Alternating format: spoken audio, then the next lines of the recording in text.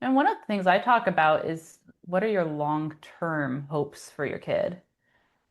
Because most people, like, they're trying to give their kids a stable childhood because they want their kid to be like a happy, well-adjusted adult. And that makes sense.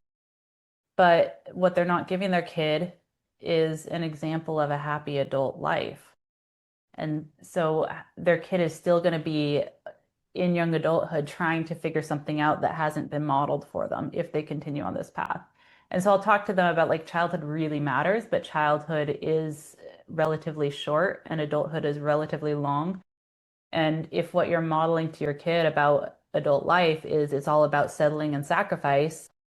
And so on one level, I think the best thing you can do as a parent is try to embody and model the qualities that you hope your child will be able to connect with in adulthood. And so if you want your child to feel free and like their happiness matters, you probably have to treat yourself like you are free and your happiness matters.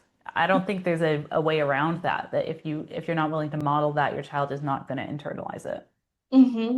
Absolutely.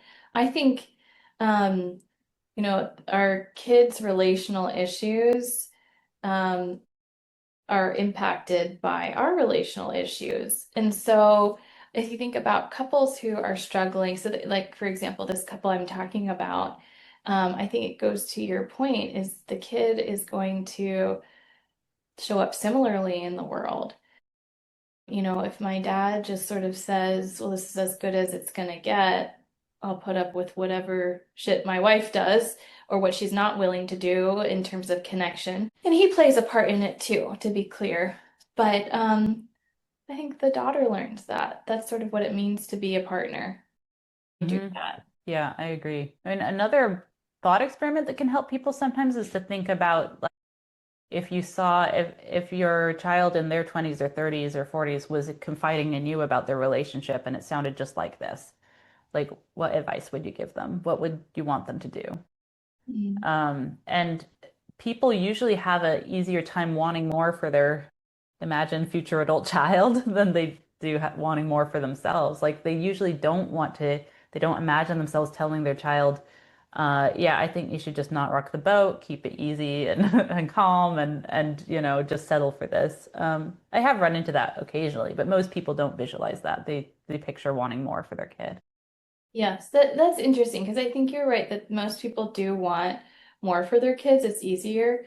But I do think there are some people who if they see their kid in an unstable relationship or taking risks, that does provoke the parents' anxiety, especially if they push for security and their Mhm. kid not doing that is going to be stressful for them. So I think some of those parents come at it from I need you to do this so that I'm not stressed out. And that's a way for you to manage my anxiety. Yeah. And I think it can be legitimate to just claim as a value that you really value stability and you really value security.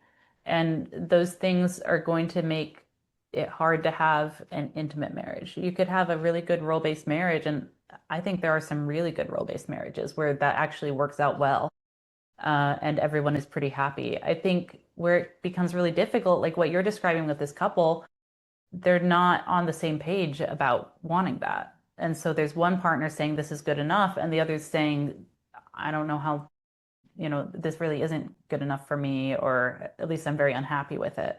I don't know if my wife is going to do something differently, so why should I take the risk and do something differently?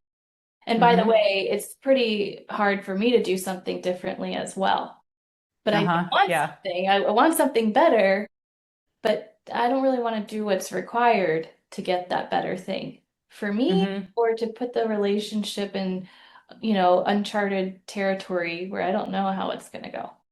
Yeah. I mean, they're like, I tend to tell people someone has to go first. Like you want a big change, but you don't want to be the one to make a big change. And so you're not likely to get a big change. If you're the person saying, I want something different, you're making the request or you're wanting change, like you have to back it up if you're serious about it. And so Yeah. I think it's fair to expect whoever it is who's saying, I need this to be different, I think that person should go first in doing something different. Mm-hmm.